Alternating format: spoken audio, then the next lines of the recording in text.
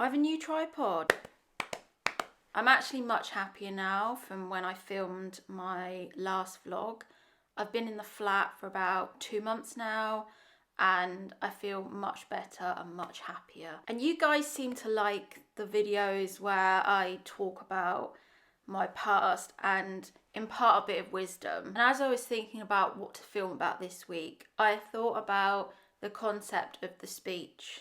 I'll put it in italics. What I mean by the speech is that there have been times in my life where I really liked someone, and you know when you really like someone, that's all you can think about. I kind of got to that stage recently where I was like, I just think about this person all the time and it's not healthy.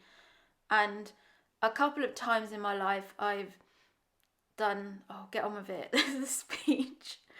Sorry. Hands down, this isn't going to be one of my best videos. I just wanted to put something out. It's where I've told someone how I felt, and it usually comes in the form of writing a long text or an email telling a man exactly how I feel about them.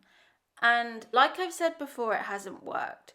And I was thinking again of all the times I've watched movies. When you watch a movie and you get to the finale, and obviously they put obstacles in the way for characters, but when you get to the finale, what happens? It's always the man that is declaring his love for the other woman.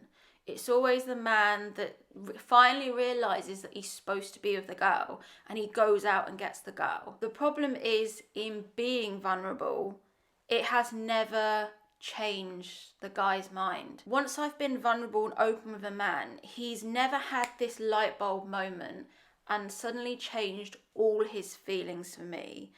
It's always been, I have been vulnerable, I have told the person how I feel. Sometimes I've even gone as far as tell someone that I love them, and it's backfired. And if you've ever been in that position, which I have a few times, when you tell someone you love them and they don't love you back, it is such a soul destroying, crushing moment when you put yourself on the line and they don't feel the same. I look back now and some of the excuses that men come up with.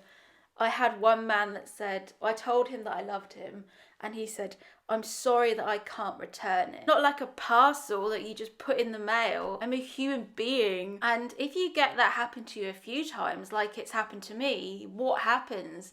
You become a completely avoidant person. And I am now self-diagnosed avoidant attachment style, and I've been in an avoidant attachment style for probably a few years now. I don't know if I believe in it fully, but for the last couple of years, I have been completely avoidant and I chase the wrong people.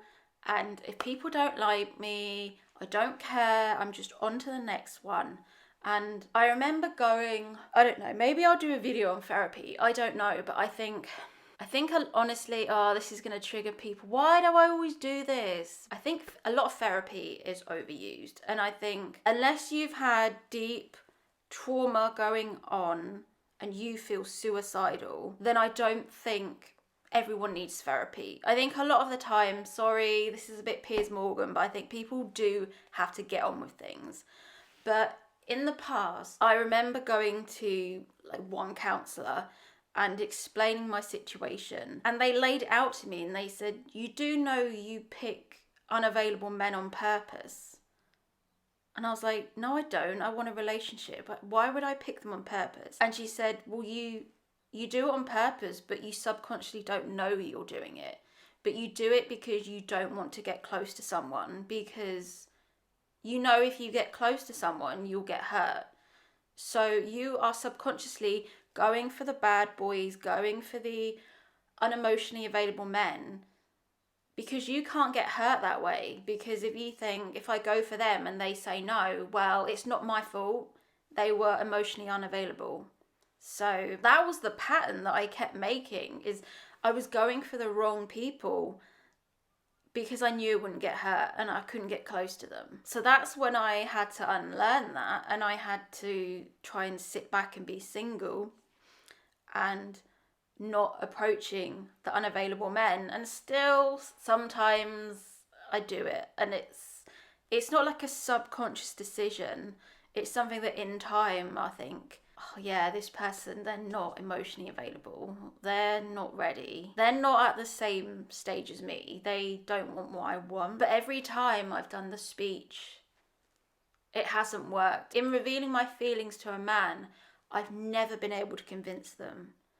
Never been able to convince them from not liking me to liking me. It's always been a completely futile experience. This is why I always recommend not to be vulnerable with people like too soon. But at the same time, if I'm not vulnerable with anyone ever, I'm gonna be alone. It has to come from the man. It 100% has to come from the man. The man has to say I love you first. The man has to make it official. The man has to instigate. And it's honestly the worst part about being female.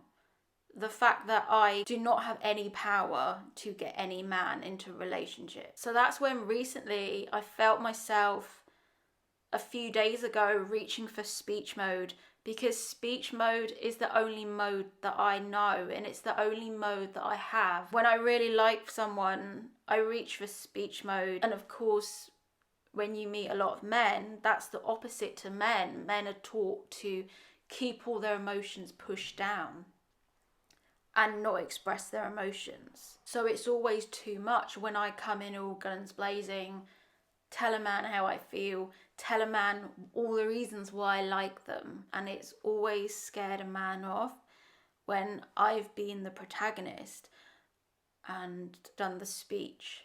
So it sucks because men are allowed to do it but women aren't, apparently. And as I was thinking about what to film about this week, I thought about the concept of the speech.